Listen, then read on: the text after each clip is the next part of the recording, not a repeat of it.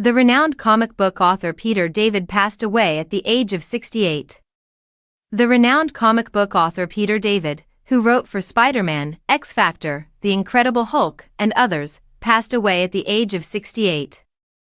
According to his wife, who broke the news, he died overnight on May 24, 2025, after a protracted illness.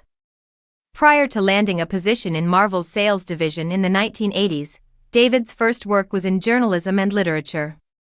He was able to win over editors there, and the spectacular Spider-Man number 103, 1985, was his first comic book appearance. After that, he developed the iconic plot of the death of Jean DeWolf for Spectacular Spider-Man before beginning his most famous project, The Incredible Hulk. For a whole generation of fans, David's 12-year reign as champion defined the Green Goliath and gave the Hulk a level of depth and emotion never before seen.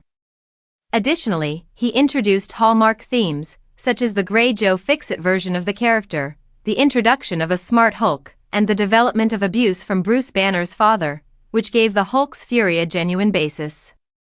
Before switching to DC Comics in the 1990s, he also worked on Marvel's X-Factor and Spider-Man 2099.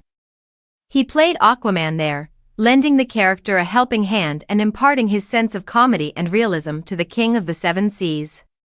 While the license was in effect, he also wrote Star Trek for DC. He and Ron Mars were also in charge of DC vs. Marvel, Supergirl, and Teen Titans, which were both highly acclaimed. Since then, David has authored several comics, novels, and works for other companies, in addition to almost every character in the DC and Marvel canon.